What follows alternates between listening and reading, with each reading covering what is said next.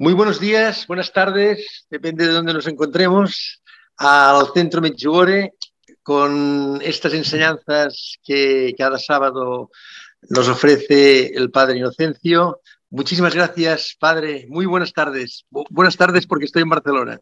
¿Cómo estamos? Buenas tardes, Pe. Bien, gracias a Dios y a la Virgen. A ti y a todos. Un placer. Muchísimas gracias. Hoy nos va a hablar sobre la Semana Santa recibiendo bendiciones. Así es, así es. La verdad es que esta Semana Santa nos acordaremos mucho del dolor de Jesús, por el dolor que están pasando en Ucrania mucha gente en estos momentos. Y nada, bien. le dejo en nuestras manos para que nos pueda alumbrar un poquito cómo nos hemos de portar durante esta Semana Santa. Estimados hermanos, hoy no habrá preguntas cuando el Padre acabe esta enseñanza porque lo tenemos camino de Tierra Santa. Por tanto, las guardamos las preguntas para la próxima vez, ¿vale? Un fuerte abrazo, hermanos. Muchísimas gracias, Padre. Nos quedamos en sus manos. Con gusto, en el nombre del Padre, y del Hijo, y del Espíritu Santo. Amén. Dios uno y trino, Padre, Hijo y Espíritu Santo. Te alabamos, te bendecimos, te adoramos y te glorificamos. Dedicamos esta conferencia a ti, oh Santísima Trinidad, para que esta Semana Santa traiga bendiciones para todos los oyentes y cambio de vida, y para que realmente la humanidad, creyendo en el Salvador Jesucristo, que es la verdad que nos hace libres, consiga el camino que le lleva a la paz y a dar sentido a su vida. Todo para gloria tuya, Dios, Padre, Hijo, Espíritu Santo, que vives y reinas por los siglos de los siglos. Amén. En el nombre del Padre, del Hijo y del Espíritu Santo. Amén. Bien, como siempre, mi saludo cariñoso, fraternal, alegre y optimista, porque aunque haya problemas, estamos en las manos de la Virgen, y si ella está con nosotros, ¿quién estará en contra de nosotros? Y a través de sus manos y de su corazón, estamos en el corazón de Jesús, y a través de él, en las manos del Padre. Dios siempre está con nosotros, y por eso siempre somos optimistas y tenemos esperanza, a pesar de las situaciones que se viven en el mundo. Bien, vamos a hablar un poco de la Semana Santa, que es llamada la Semana Mayor, por ser también la semana más importante del año para nosotros los creyentes. Comienzo diciendo lo siguiente. El viernes, ayer, ¿verdad? Fue el viernes del concilio. Claro, la Semana Santa comienza mañana, Domingo de Ramos, domingo 10, y termina el domingo 17. Quiero decirle lo siguiente solo a nivel de enseñanza, de comunicación. La Iglesia Católica conmemora el viernes del concilio, que fue ayer, según el cual en el año 325 fue celebrado el primer concilio de Nicea. Fue celebrado y se estableció a la cristiandad que la fiesta de Pascua de Resurrección debía celebrarse cada año el domingo siguiente al primer plenilunio tras el equinoccio de primavera fijado el 21 de marzo. Es decir, buscamos el día en el que entra la primavera, momento en que el sol atraviesa el plano del Ecuador. Vemos cuándo es la siguiente luna llena a este día. Así pues, el siguiente domingo a dicha luna llena será domingo de resurrección. Por eso cambia cada año la fecha, porque va a depender mucho de este acontecimiento que les estoy narrando. Como decía, esta decisión se tomó para relacionar la Semana Santa con la luna llena, de forma que durante ella haya una luna llena, ya que Jesucristo murió en la cruz un viernes con luna llena. Se llama también de concilio porque el viernes, ¿verdad?, antes de la Semana Santa, hubo un concilio entre los escribas y fariseos para decidir el matar a Jesucristo. Y también se recuerda pues el dolor de la Santísima Virgen María, nuestra Madre. Esto es como unos detalles que son importantes también conocerlos. Mire, el Concilio de Nicea fue el primer concilio ecuménico que se celebró en el año 325. Actualmente no se dice Nicea, sino Iznik, una ciudad de Asia Menor en Turquía, donde me encuentro en este momento, que les estoy dando la conferencia, saliendo mañana para Tel Aviv, y fue convocado por el emperador Constantino I el Grande por consejo del obispo San Ocio de Córdoba. Bueno, esas son anécdotas que son interesantes también en conocerlas, que a veces no las conocemos.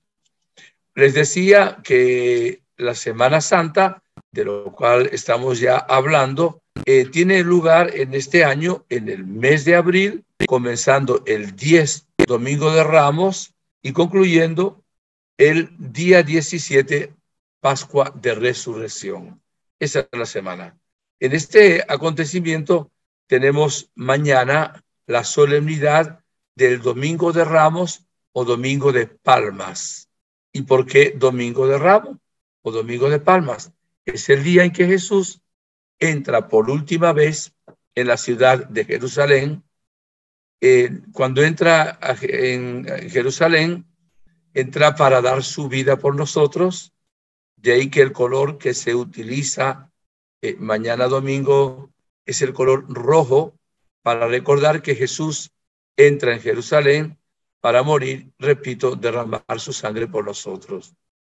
En el camino, cuando Jesús entraba, la multitud sencilla cortaron ramas, palmas, alfombraron el camino, mientras Jesús entraba en un burrito, no en un brioso corcel, porque así estaba profetizado, que el Mesías, como símbolo de su mansedumbre y de su humildad, entraría en un asno, en un burrito. Y por eso se llama Domingo de Palmas o Domingo de Ramos. El Domingo de Ramos es como una especie de pórtico de la Semana Santa o Semana Mayor. Y ahí hay dos aspectos que estarán al mismo tiempo en el triduo pascual. Un aspecto doloroso que estará significado en la lectura de la pasión del Señor. Se lee solemnemente la lectura de la pasión. Y luego un signo de victoria porque aclamaron a Jesús como Mesías, entró victorioso.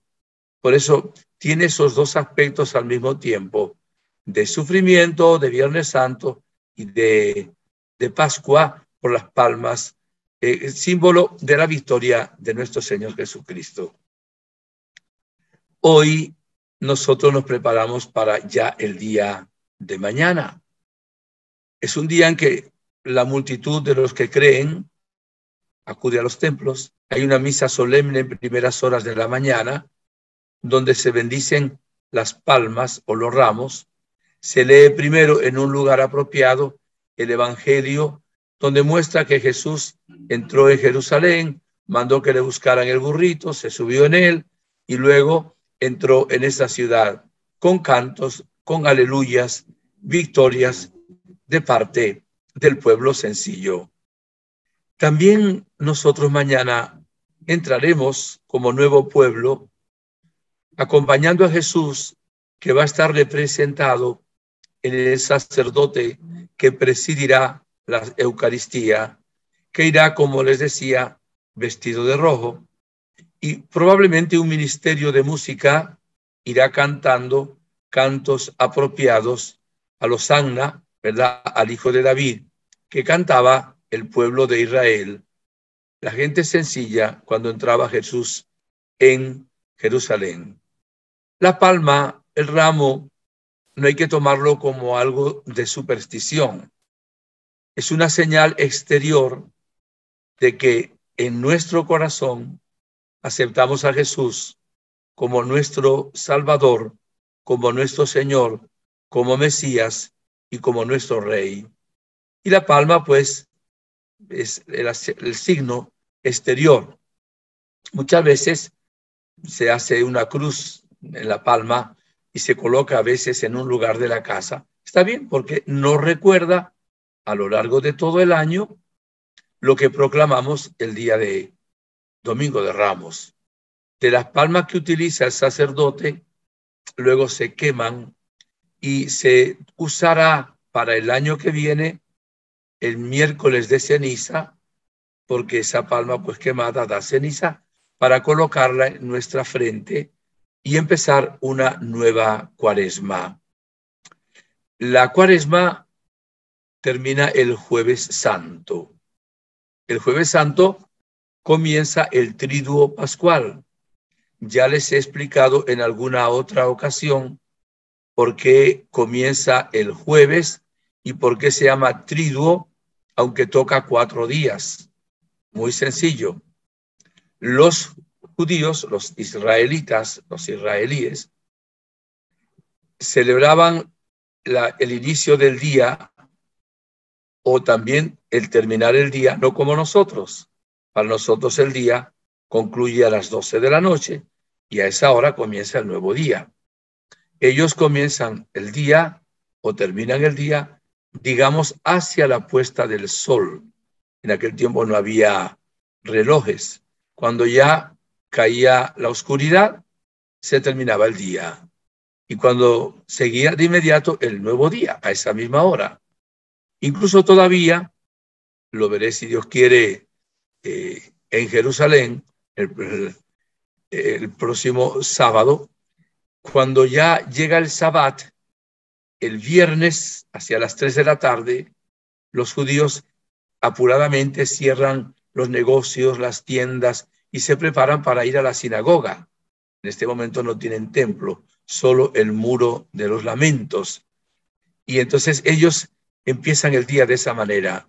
Incluso la iglesia ha tomado en la liturgia empezar las festividades la víspera, con una celebración que se llama precisamente vísperas, e incluso ya desde hace años el que va a misa ya en la tarde del sábado ya también le sirve para cumplir el precepto dominical, porque ya la tarde del sábado, tomando esa costumbre del pueblo judío, ya es fiesta litúrgica del día siguiente, para nosotros del domingo. Entonces, el primer día del Triduo pues comienza a las 6 de la tarde, del jueves al viernes. El segundo día del Triduo, de 6 de la tarde del viernes a 6 de la tarde del sábado. Y el tercer día, 6 de la tarde del sábado a 6 de la tarde del domingo. Aun cuando, repito, tome parte de 4 días, se llama Triduo Pascual. El Triduo Pascual celebra un solo misterio en sus aspectos, que viene a ser la pasión, la muerte y la resurrección de nuestro Señor Jesucristo. De tal manera que están unidos entre sí. Aun cuando es un triduo, es como si fuera un solo día. El jueves hay una celebración en la mañana solamente en la catedral, presidida por el obispo, con la frecuencia o afluencia de los sacerdotes de la diócesis, donde se celebra la misa crismal. ¿Qué significa misa crismal? Se bendicen los aceites y se bendice el crisma. Los sacerdotes renuevan sus votos de obediencia y su celibato, de voto de castidad. Y al bendecir esos aceites, el aceite de la unción de los enfermos, el aceite que se usa en el bautismo de los catecúmenos y luego el crisma que se utiliza después de ser bautizado en el mismo bautismo, se utiliza en la confirmación y también se emplea en la ordenación del diácono y del presbítero y del obispo. Y luego se lleva a las distintas parroquias con solemnidad. En algunos lugares, dado que hay mucho trabajo para los sacerdotes, a veces los párrocos quedan a distancia de horas, les es difícil volver para luego hacer también o concluir el monumento para la tarde, se acostumbra a hacer otro día, de pronto el martes, pero en sí, el día de la misa crismal, pues es el jueves en la mañana. Solo es una misa, solo el obispo puede hacerlo y se hace en la catedral. Bien, en la tarde se celebra la última cena. Fue el día en que Jesús celebró la última cena con sus discípulos.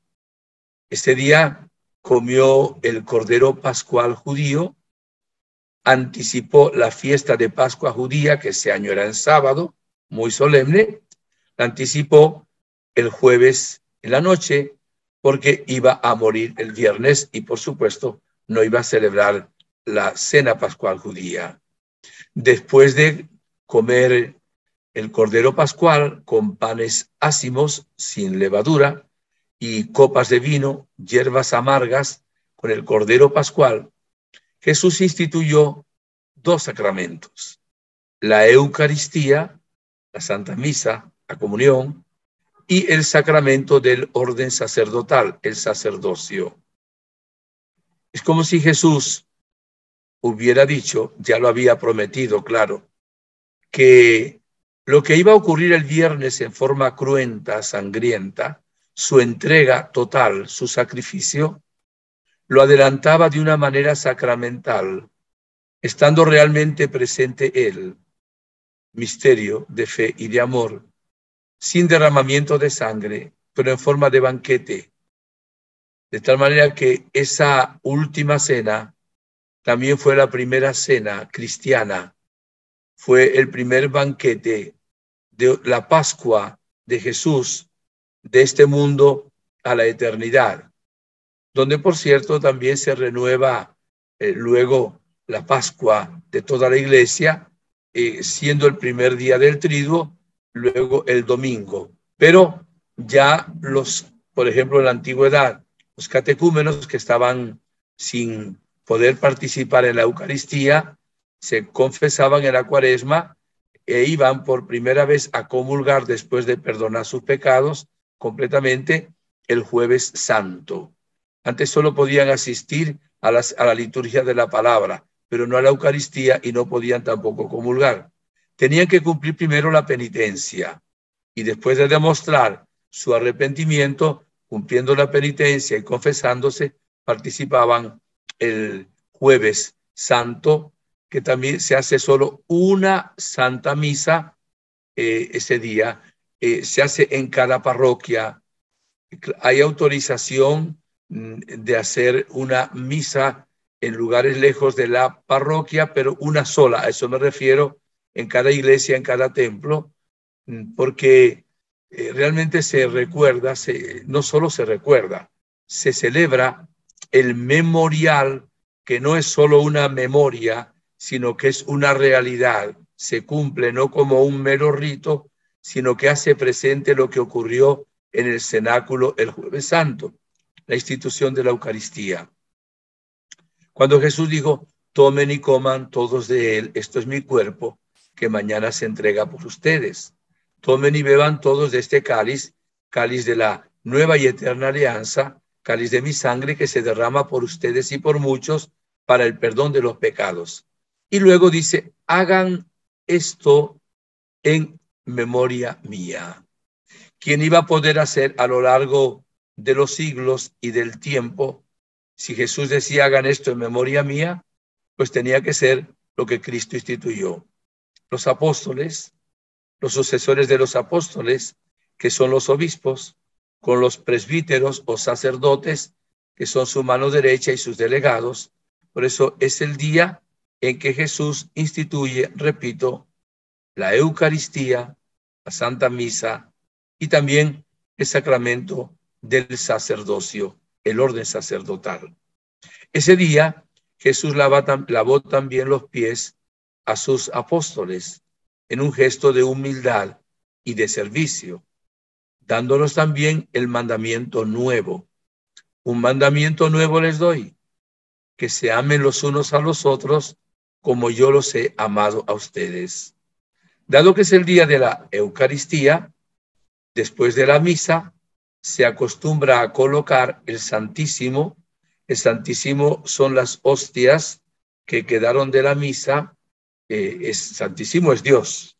Entonces se colocan en un altar lateral, no, se quitan del sagrario y se acostumbra a colocar adornos, flores, para que realmente se demuestre también externamente el amor, el agradecimiento a Jesús por haberse quedado con nosotros, con su cuerpo, su sangre, su alma y su divinidad.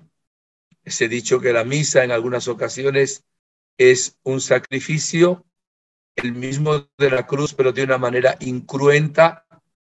Es un banquete, porque realmente se come el cuerpo de Cristo y se bebe su sangre, y es también una presencia, la presencia real de Jesucristo, con su cuerpo, su sangre, su alma y su divinidad. Es el día del amor manifestado en la Eucaristía. El viernes también va a ser día de amor manifestado en la pasión y muerte del Señor. La Madre Teresa de Calcuta decía que en la cruz Jesús nos amó y en la Eucaristía nos sigue amando y demostrando su gran amor.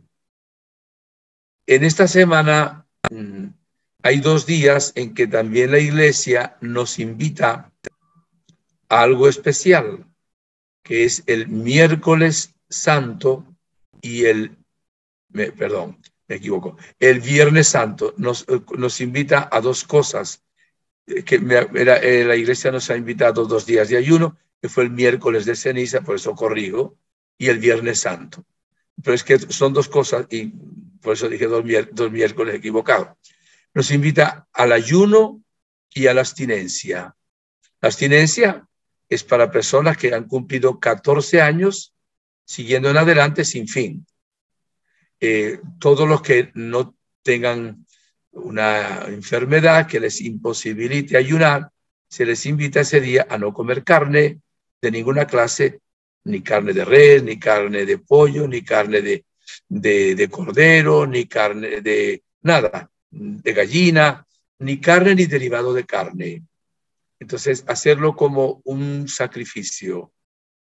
Bueno, no obliga a la Iglesia a comer pescado. Puede uno comer pasta, puede comer huevo, puede comer ensalada, pero no se debe comer carne. Es una manera, el Viernes Santo, ¿ok? Y luego nos invita también al ayuno, que obliga desde que ha cumplido unos 18 años hasta que cumpla los 60 años de edad. Es un ayuno bien simbólico, bien distinto al que invita a la Virgen de Medjugorje. La Virgen de Medjugorje se invita a ayunar el miércoles y el viernes, pero todos los miércoles y viernes del año. Este ayuno de la Virgen, que es muy bueno, no obliga bajo pena de pecado. Ahora, el que nos da la Iglesia sí obliga bajo pena de un cierto pecado, ¿verdad? No necesariamente mortal, pero sí hay una falta ahí. Y el ayuno que dice la Iglesia es distinto también al que dice la Virgen. La Virgen María dice pan y agua. O sea, en la mañana pan y agua, mediodía pan y agua, y en la noche agua y pan para variar. Es una manera chistosa de decirlo.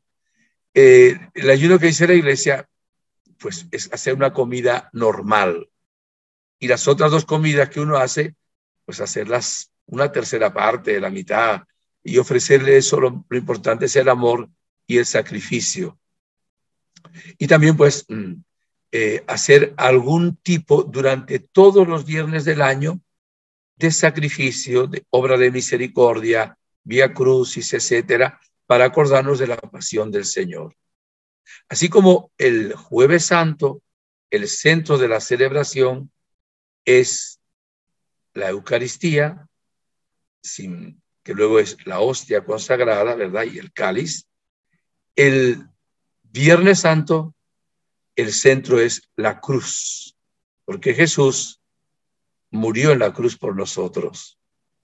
Ese día se acostumbra también en algunas partes a escenificar la pasión del Señor. Se nos invita a hacer un Vía Crucis o también a escuchar el sermón de las 7 palabras. muy oportuno para hacer el Vía Crucis ese día.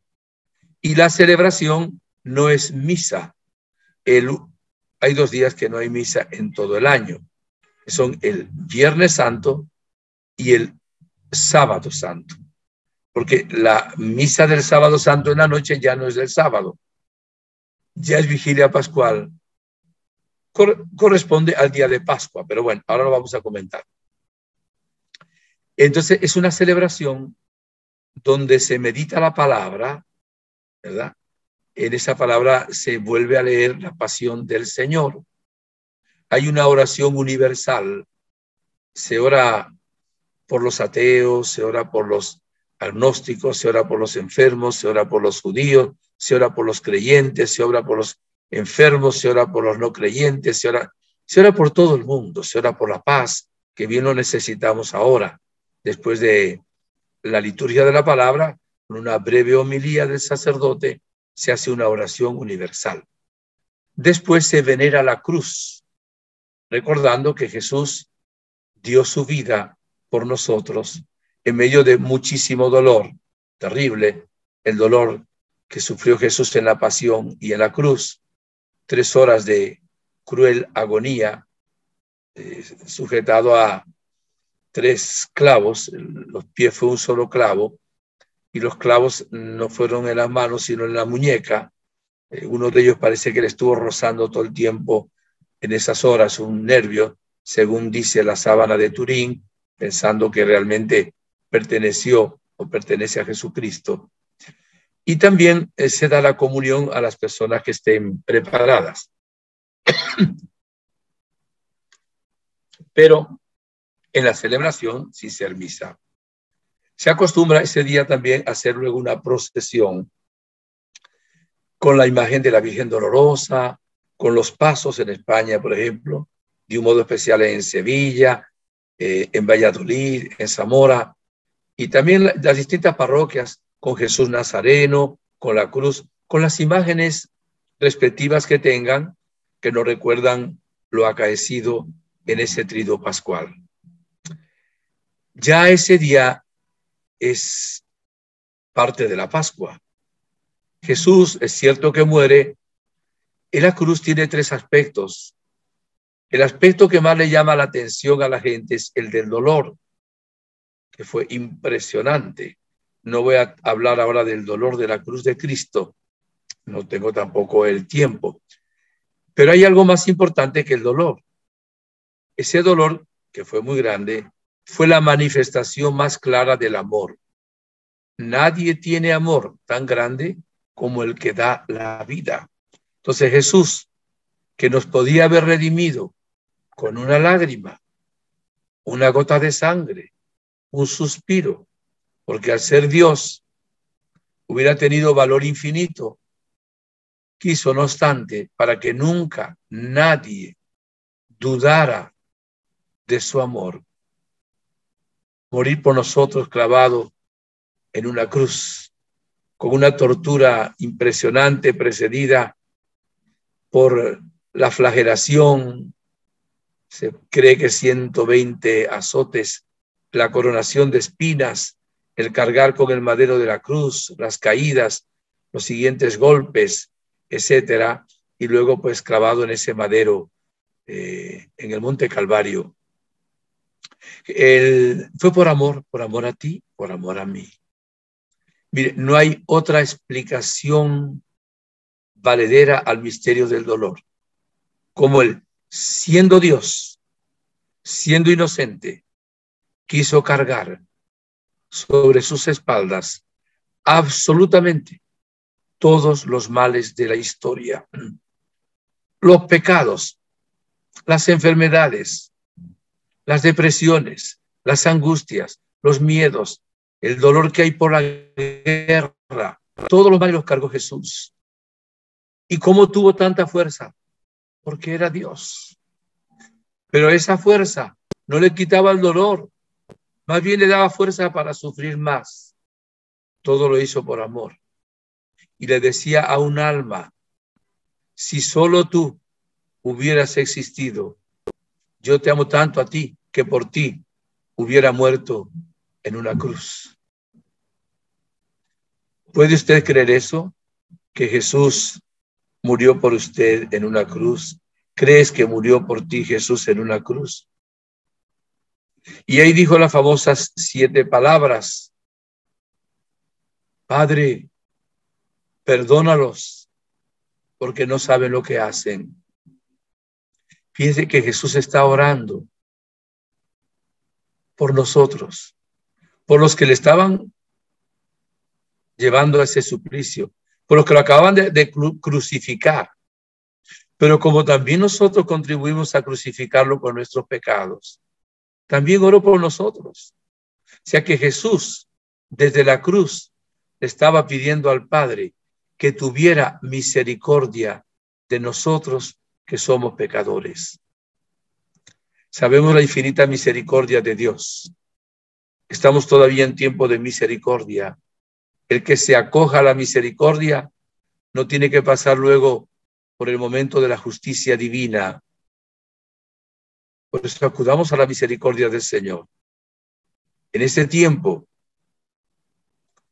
hemos vivido la Cuaresma, pero lo más importante es el arrepentimiento de nuestros pecados y hacer una buena confesión de los mismos, que por cierto, la Iglesia también nos invita en los mandamientos de la Iglesia a confesarnos por lo menos una vez al año. Y evidentemente ese es un tiempo maravilloso para eso.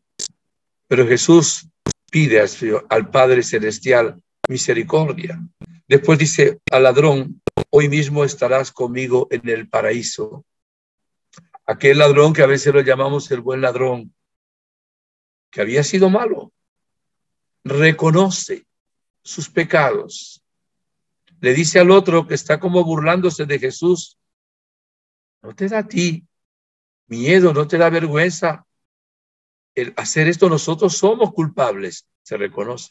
Él no, él es inocente.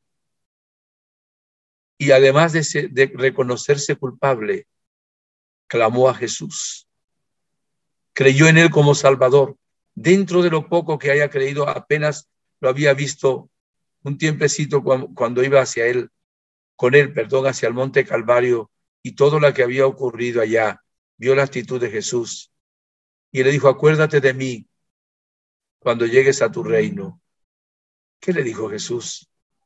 Te lo aseguro, hoy estarás conmigo en el paraíso. Es también otra palabra de misericordia.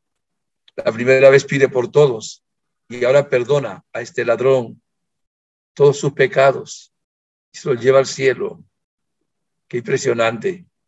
De ahí que nos invita a esto, a reconocer nuestros pecados y a clamar a Jesús, confiar en su misericordia infinita. En la tercera palabra nos deja a la Virgen como madre cuando le dice, mujer, ahí tienes a tu hijo. Y en la persona de Juan, aunque no se nombra a él, que es el que nos transmite esto, en el capítulo 19 de su evangelio, le dijo, ahí tienes a tu madre. La Virgen había acompañado a Jesús, primero como madre, luego como maestra, después como discípula. Lo acompañó siempre hasta el momento de la cruz, en que una espada de dolor atravesaría su corazón. Y el último regalo que nos hace Jesús en su vida terrenal es a su propia madre. Ya nos había dado su palabra, su testimonio, sus ejemplos, sus milagros, la institución de la iglesia, la institución de la Eucaristía, la institución del sacerdocio. Solo le quedaban unas gotas de sangre, poco oxígeno en los pulmones, y nos da a la Virgen como madre. Ella nos representó a todos. Sin ser sacerdote, sacerdote era su hijo, único, sumo y eterno sacerdote. Y Juan, ahí al pie de la cruz, el único discípulo, el más joven, la Virgen se estaba ofreciendo ella misma y estaba uniéndose a su hijo y estaba ofreciendo también a su hijo. Qué gesto tan maravilloso de nuestra madre, que es madre dolorosa. Allí al pie de la cruz le tomó a usted como hijo. Invóquela. nos lleva realmente a Jesús, nos lleva a la salvación de Jesús. Por eso el Santo Rosario, el Santo Rosario doloroso, ¿verdad? Los misterios dolorosos, bien importante. Y a lo largo de esta semana también, recordando a nuestra madre y recordando ese misterio de sufrimiento y de dolor tan grande. Pero me falta un detalle. El tercer aspecto de la cruz es la victoria. O sea, sufrimiento o dolor, primero. Manifestación del amor, segundo, más importante. Y tercero, victoria. En un árbol, en el paraíso terrenal, el demonio había vencido a Eva y a Adán. Allí cometieron el pecado original. Ahora en otro árbol, el árbol de la cruz, Jesús, nuevo Adán, la Virgen, nueva Eva, obedecen y vencen al demonio y al pecado. Jesús vence al demonio, vence al pecado y vence a la muerte, porque lo resucita el Padre al tercer día, como él había muchas veces dicho a sus discípulos. Por eso la Iglesia, el Viernes Santo, canta: victoria, tú reinarás, oh cruz, tú nos salvarás. Por eso la cruz es la señal del cristiano. Por eso hacemos el signo de la cruz santiguándonos. Hacemos el signo de la cruz persignándonos. No debiera haber una sola casa de nuestras familias donde no haya una cruz bendecida por un sacerdote que presida un lugar de privilegio en la casa, que la podamos ver y nos recuerde cada día la muerte de Jesús por amor a nosotros. Pero Jesús vence el mal exactamente en su obediencia, en ese misterio de su muerte por nosotros. En estos días estaba escuchando un video, según el lugar, de esos que envían. Dice que Jesús llevaba la parte transversal de la cruz, que pesaba 60 kilos, según el estudio de la Sábana Santa de Turín. Iba amarrado, la verdad, las muñecas a ese transversal, o travesaño de la cruz, que pesaba 60 kilos, y que también le había amarrado uno de sus pies a la cruz. No podía caminar bien, y que cuando Jesús caía, no podía, por supuesto, colocar los brazos delante ni las manos. Caía de bruces, o sea, se daba con la cara, la nariz, todo el rostro en el piso. Según el Vía Crucis, 3 veces cayó Jesús.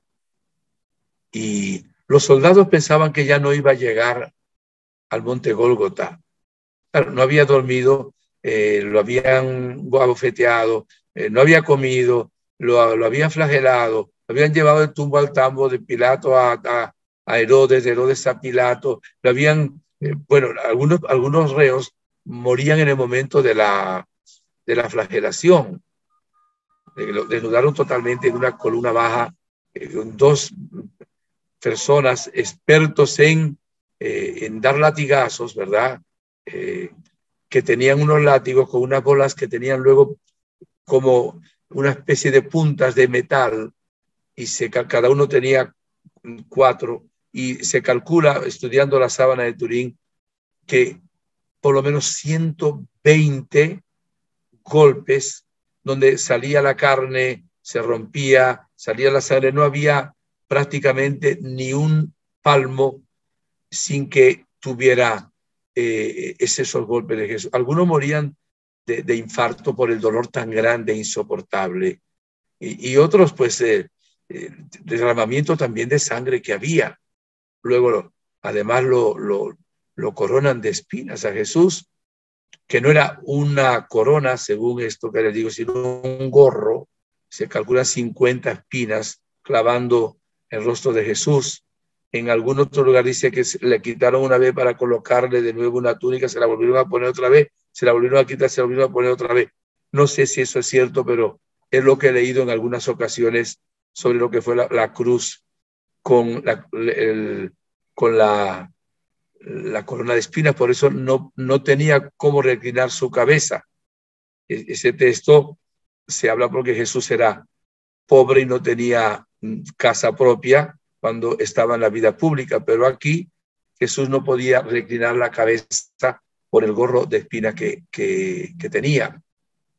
Tenía rota la nariz, rota por todas partes. En un lugar dice que también le hizo el madero una herida muy grande en uno de sus hombros. Y bueno, pues los clavos evidentemente que eran gruesos, cuadrados. Luego dicen que por la sábana de Turín también parece que no, cuando lo fueron a clavar en el madero, no calcularon bien y estiraron a Jesús brutalmente, como desprendiéndole el omoplato, aunque no se rompió porque estaba así profetizado ni un solo hueso. Y así estuvo Jesús esas 3 horas de cruel agonía. No tenía cómo apoyarse en algo, tenía que apoyarse en el único clavo que sostenía los pies, amoratado, ¿verdad? Deshidratado, totalmente ensangrentado. Los que eran crucificados normalmente morían por asfixia, porque no podían realmente respirar. Fíjese, sin embargo, lo veremos en una de las palabras, Jesús dijo: en tus manos encomiendo mi espíritu. Otros morían de un infarto. Voy a seguir ahora con esto. Jesús dijo: Dios mío, ¿por qué me has abandonado? Y alguien puede preguntar, ¿cómo es posible que el Padre haya abandonado a su Hijo? No lo abandonó. ¿Y por qué Jesús dijo eso? Porque estaba rezando un salmo, el Salmo 22, en algunas Biblias el 21. Algunas Biblias ponen el Salmo 22, el buen pastor, en otras lo ponen el 23. No es el caso de explicar eso ahora. Pero en el Salmo 22, el Salmo 22 comienza diciendo: Dios mío, ¿por qué me has abandonado? Como no podía Jesús, no tenía, pero estaba haciendo en voz alta, no tenía fuerza, no tenía oxígeno. Él siguió rezando ese salmo que expresa exactamente la pasión de Jesús. Es un poquito largo, voy a leer algunas frases. Continúa luego Jesús diciendo: Dios mío, de día clamo y no respondes. Dice: tú eres el santo que moras en las laudes de Israel. Y dice: yo parezco un gusano, no un hombre, vergüenza del vulgo, asco del pueblo. Todos los que me ven de mí se mofan, tuercen los labios, menean la cabeza. Y dice: se confió en el Señor, pues que Él lo libre, que lo salve, puesto que lo ama. Y después dice que parece que estaban como si fueran perros, ¿verdad? Que le escupían en la cara, le jalaban la barba. Todo eso lo dice Jesús en silencio, pero empezó diciendo: Dios mío, ¿por qué me has abandonado? Sin embargo, no es un grito de desesperación, porque al final del Salmo alaba al Señor, alaba a Yahvé, alaba a su Padre. Dice: de ti viene mi alabanza en la gran asamblea. Y dice: le recordarán y volverán a Yahvé todos los confines de la tierra, etcétera. Yo considero también, queridos hermanos, que Jesús sintió el abandono que sienten muchas personas en el mundo de Dios. No porque Dios los abandone, ellos se creen abandonados. Somos nosotros los que abandonamos a Dios por el pecado. Hay gente que se suicida, hay gente que se siente sola, hay gente que sufre inmensamente y cree que Dios les está abandonando. No, Dios les está dando fuerza. Eso lo sintió Jesús. Y cuidado si no sintió el abandono que sienten las personas que no tienen a Dios y que se van a condenar. Al no tener a Dios en el corazón. Pueden sentir ese abandono. Lo habrá sentido también Jesús. Ahí en ese momento es interesante. Perdón. Es interesante. Jesús dice ese salmo. Vamos a la siguiente palabra, tengo sed. Creyeron que Jesús solo tenía sed en el cuerpo. Evidentemente que la tenía, estaba deshidratado. Le dieron a beber una esponja y el vinagre. Pero Jesús tenía sed de nuestras almas. Sed de ti, sed de mí, sed de tu amor. No porque Él lo necesitara, sino porque teniendo sed de nosotros, nos da su amor y nos salva, porque quiere que tengamos sed de Él. Hambre y sed de su palabra, hambre y sed de su oración, hambre y sed de su costado, hambre y sed de la Eucaristía. Y Él, tengo sed. Después, la siguiente palabra, la sexta, es todo está consumado. O sea, todo se ha cumplido. En Jesús se cumplen las profecías que estaban escritas. Él era libre para hacer eso, aun cuando estuvieran las profecías en su misterio. Pero lo cumplió todo por amor al Padre y por amor a nosotros. Y dice al final, Padre, en tus manos encomiendo mi espíritu. Y ahí Jesús muere. A los que fueron crucificados con él, como ya iba a entrar pronto el Sabbat, como les explicaba antes, el día del sábado, le cortaron las piernas para que se desangraran y terminaran de morir. Cuando llegan a Jesús, no le cortan las piernas, ya está muerto. Entonces uno de los soldados con la lanza atraviesa el espacio intercostal del lado derecho de Jesús y llega hasta el corazón, ¿verdad? O sea que la lanza entra por el lado derecho del costado de Cristo, pero llega hasta el corazón, donde sale sangre y agua, como lo vio San Juan. San Juan estaba ahí, sangre, ¿verdad? Símbolo de la vida, el agua, símbolo del bautismo.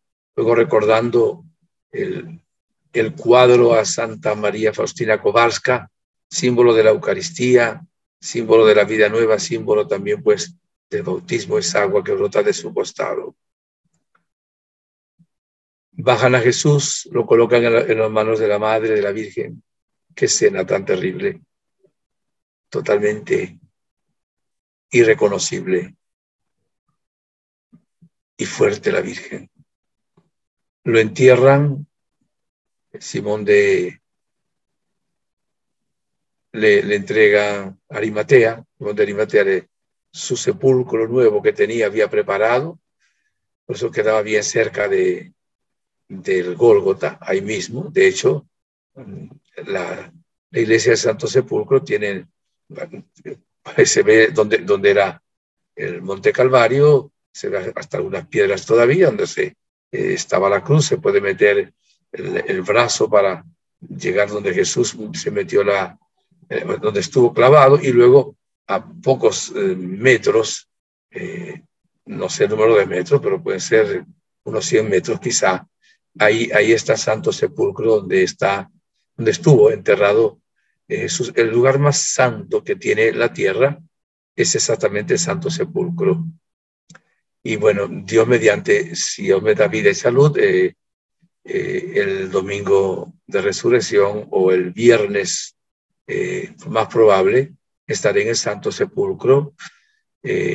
Oraré por ustedes si Dios me da esa gracia, que me están escuchando en este día previo pues a la Semana Mayor, que quiere que sea realmente vivida con una semana de una gran bendición para todos. Porque hay un detalle, eso no es algo solo que ocurrió en el pasado.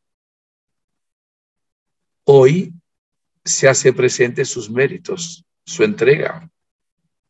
Y cada vez que se celebra la Eucaristía, tenemos la pasión, la muerte y la resurrección de Cristo, le repito, de una manera incruenta, no sangrienta.